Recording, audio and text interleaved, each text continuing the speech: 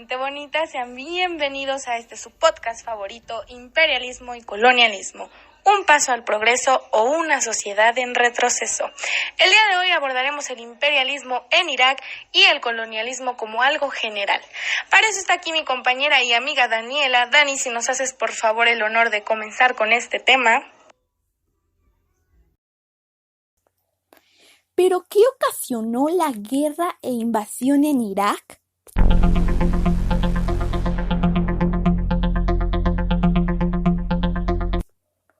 El término guerra de Irak es poco adecuado para describir el operativo de captura colonial que realizó el gendarme estadounidense. Es cierto que la invasión puede derivar en una larga guerra regional, especialmente si la caída de Bagdad incentiva la prolongación del ataque hacia los países vecinos, primero Siria, luego Irán, pero lo ocurrido en Irak se asemeja más a la conquista de Grenada en los años 80 o Panamá en los 90, que a un enfrentamiento en la regia entre dos ejércitos. Por eso es tan absurdo comparar el ingreso de los marines a un país periférico e indefenso con el desembarco aliado en Normandía.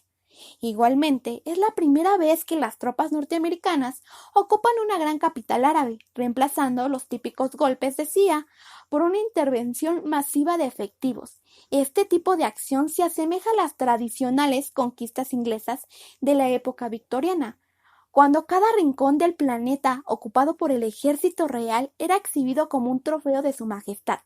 La imagen de la bandera norteamericana flameando en los edificios y monumentos, ya que retroyéndose al siglo XIX, Bush se apresta a designar a un traficante de armas como nuevo virrey de Irak y a crear una administración de cipayos exiliados que apenas recuerdan su idioma natal. ¿Pero por qué Irak? ¿Por qué precisamente Estados Unidos tendría que invadir este territorio árabe? Los principales objetivos de la agresión es la apropiación norteamericana de las inmensas reservas de crudo iraquí. No es ningún secreto que estos recursos son suficientes para alterar drásticamente el comportamiento del mercado internacional. Por eso, los ocupantes no disimulan su intención de incentivar un incremento de la oferta petrolera que asegure el abastecimiento de Estados Unidos y debilite la regulación de los precios por parte de la OPEP. Incluso, algunos analistas también estiman que este control apunta a reafirmar la supremacía mundial del dólar, potencialmente amenazada por el surgimiento de la moneda común europea, e interpretan que la invasión fue precipitada por la decisión iraquí de comercializar a fines del 2000 su combustible en euros. ¿Qué ocasionó el conflicto de Irak para que se dieran los cambios imperialistas? El conflicto de Irak ha provocado el mayor conflicto entre grandes potencias de las últimas 5 décadas. Se resquebrajaron la OTAN y el Consejo de Seguridad de la ONU y aparecieron fisuras en la alianza transatlántica que sostiene el orden mundial vigente. Aunque estas crisis son ciertamente profundas, resulta equivocado deducir que desembocaron en la reproducción de los enfrentamientos bélicos entre potencias que predominaron hasta la mitad del siglo XX. Hablemos del punto crítico, Dani. ¿Por qué el punto crítico? El punto más crítico del atropello imperialista se sitúa en el mundo árabe, porque es improbable que un operativo colonial pueda imponerse sin resistencias en una región signada por memorables luchas de emancipación nacional. Un anticipo de esta perspectiva ya se observó en la primera semana de la conquista, en donde las tropas norteamericanas, en lugar del esperado aplauso popular, se encontraron con una inesperada oposición. Pero tan crítica como la situación de Irak es la conmoción creada en el universo árabe por los actos de humillación que perpetran los marines. Por ejemplo, la colocación de la bandera norteamericana en Bagdad desató un sentimiento de odio generalizado. El desprestigio de la CNN y la creciente audiencia de la cadena Al Jazeera es otro síntoma de este rechazo. La adversidad que enfrenta Estados Unidos en toda la región es claramente opuesta a la pasividad o resignación que predominó al concluir la Primera Guerra del Golfo. Es por ello que la revuelta antiimperialista está a la orden del día en toda la región y su provenir depende de la forma en que sean políticamente procesadas las fracasadas experiencias nacionalistas y los reaccionarios ensayos fundamentalistas. ¿Qué ocurrió en la resistencia global? Lo ocurrido en Irak demuestra que en la actualidad el derecho internacional se reduce al poder del más fuerte. Para transformar esta realidad, no existe otro camino que la resistencia al imperialismo. ¿Por qué? Solo de esta acción podrá surgir un nuevo orden jurídico basado en los principios de solución negociada de los conflictos nacionales y autodeterminación de los pueblos. ¿Pero qué impacto tuvo todo esto en América Latina? Sabremos más de este tema a grandes rasgos con nuestra especialista invitada, Arlet Ortiz Hernández.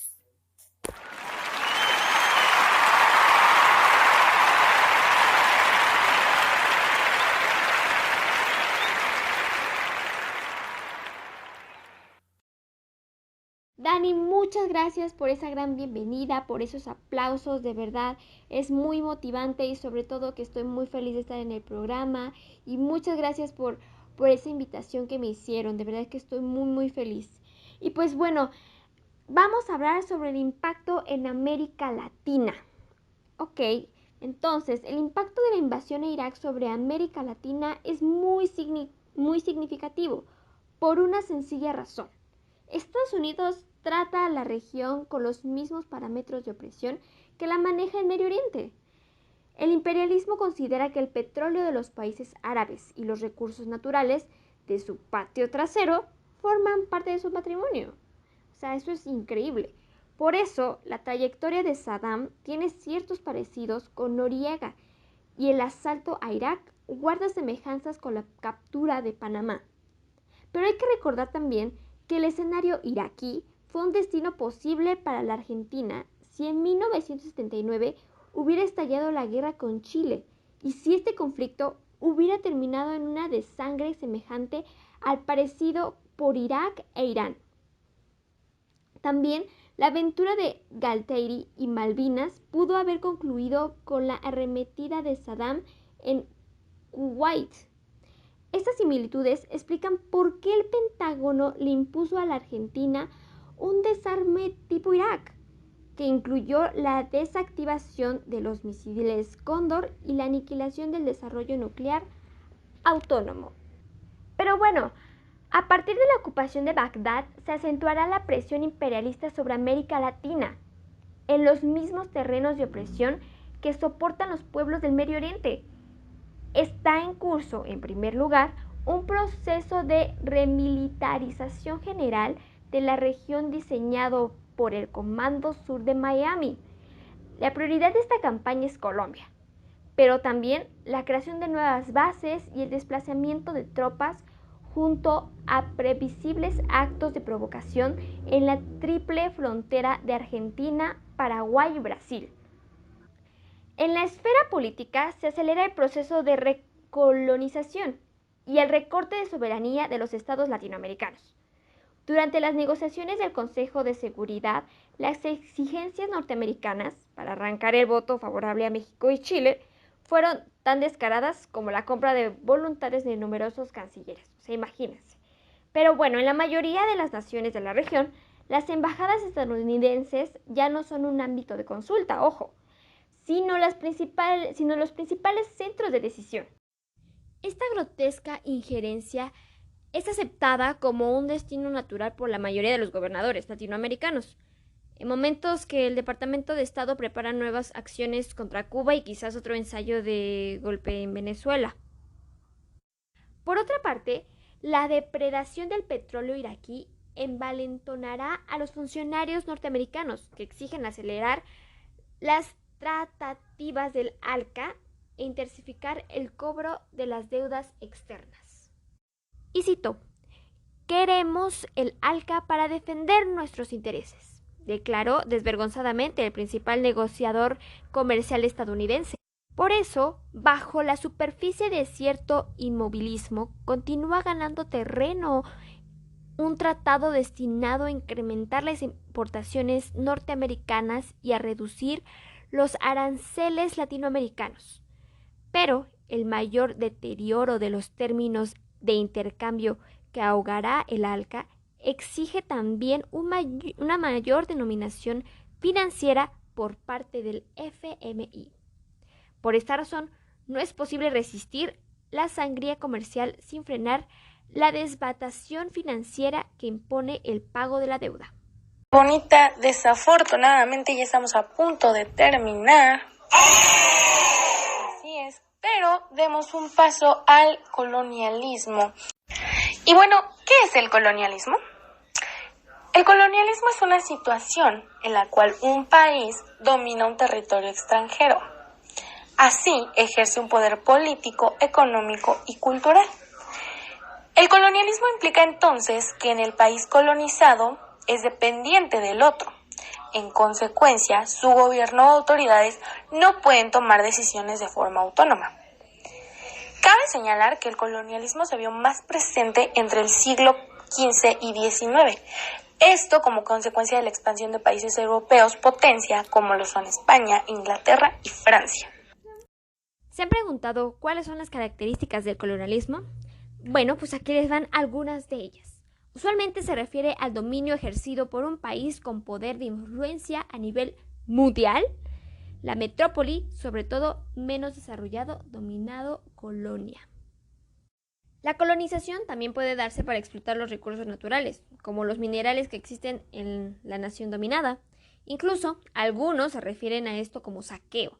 En todo caso, lo que es cierto es que los intereses económicos de la nación colonizada están subordinados a los de su colonizador. Para colonizar, tradicionalmente se usó la violencia o la fuerza, pero pueden utilizarse métodos más sutiles como la sola amenaza de intervención militar. La colonización puede responder al interés de controlar un territorio estratégico en comercio internacional. La nación dominada quizás posee un puerto marítimo por donde entra la mayor parte de las mercancías a un continente. Y su última característica es que se suele ejercer no solo un dominio político y económico, sino también cultural. Es decir, se inculcan ciertos usos y costumbres en la nación dominada.